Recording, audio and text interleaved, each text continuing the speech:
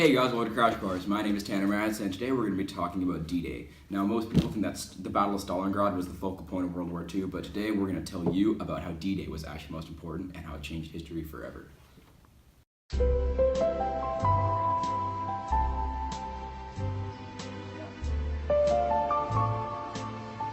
D-Day happened on June 6 of 1944, an attack by the Allies on the Axis-controlled beaches in Normandy in France. Allied soldiers hailing from France, the Great Britain's, United States, and Canada all stormed the beaches on this fateful day and changed the world forever. The start of the battle was with paratroopers. Now, these guys would hurl themselves out of planes going thousands of feet in the air to land behind enemy lines. Their goal was to destroy key targets and to capture bridges to help the beaching force actually be able to land on the beach. Fun fact, they also dropped dummies out of planes to drop onto the beach in order to draw enemy fire.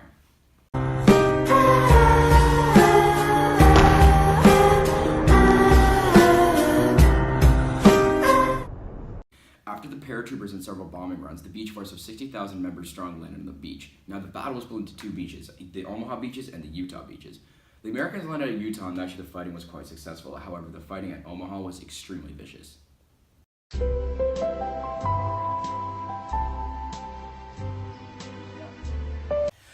Jokes are all well and good, but how exactly was this battle important, and how did it actually affect the actual outcome of the war?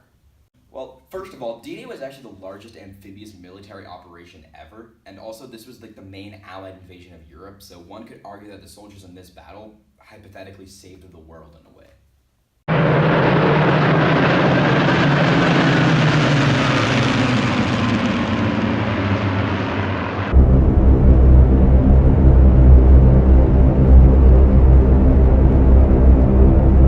There were an estimated 2,000 American casualties on Omaha Beach, and then another extra 4,000 Allied soldiers in total were counted dead, with just astronomical amounts more either missing or wounded. D-Day was the beginning of the end for the Germans, and after the victory of D-Day, they actually had a steady decline of just losses and losses and losses after that. It's time for the open letter!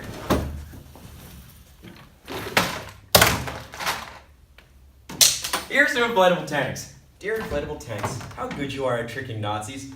Aligned along the British coast, making, Germans think that you were real, so they wasted their bombs and ammunition. This was a good strategy, too. Not only did they trick the Germans into just shooting the tanks, they also made it seem like the Brits had more tanks than the Germans originally thought. Along with this idea, double agents would go behind Axis lines and tell the Axis powers, Germany, Japan, all those guys, that the Allies had more men than they actually did, and just made them vamp up their military too much and extend their resources beyond what was possible. Once again, thank you for your sacrifices. Yours truly, Dr. Mr. Tanner Matza. D-Day is, in fact, the main topic of this video. However, what happened before D-Day? What led up to the battle?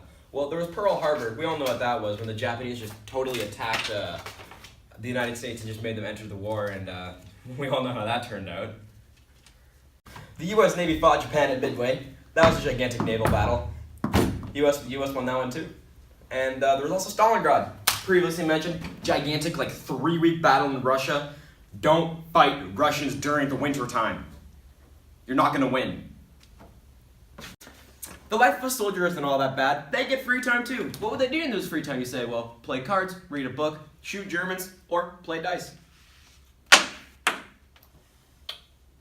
Mr. Matza, is it true that D-Day was postponed? Wait, are you still recording? Keep it going. Well, me from the past. That's true. D-Day actually was postponed a full day. Well, that's because of bad weather. But it was actually supposed to be postponed for almost 2 whole weeks, but the weather cleaned up, You really need to get a good tan while you're killing a lot of Germans. Jokes are all well and good, but how was D-Day exactly important, you ask? Well, I'm going to answer that question for you right now. D-Day, well, first of all, the first record they set was the largest amphibious military operation ever. Also the main Allied invasion of Europe. One could argue that the soldiers in this battle saved the world.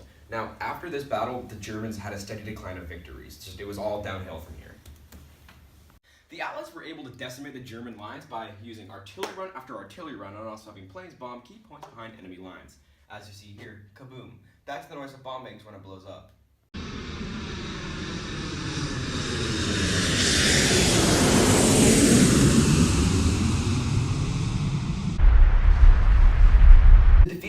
Germans during D-Day was the biggest in terms of lost resources and maximum casualties. Stalingrad and even El Alamein, some of the two other most infamous battles in terms of destruction during the Second World War, pale in comparison to the destruction that was D-Day.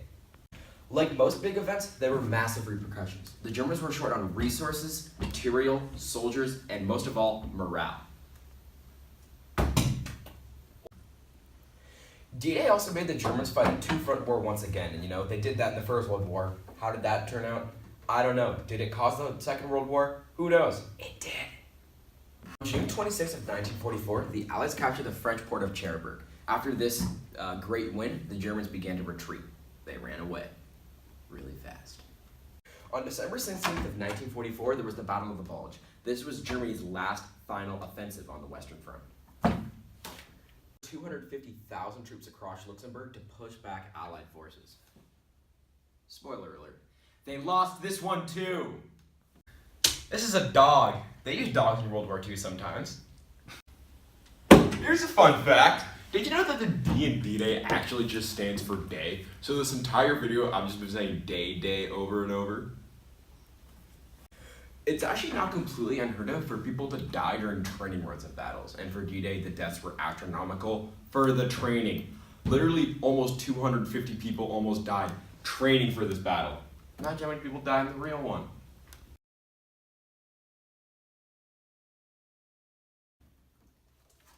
The defeat of the Germans during D-Day was actually, I forgot what I was going to say, so Binder. There were 250,000 troops across Luxembourg for this battle.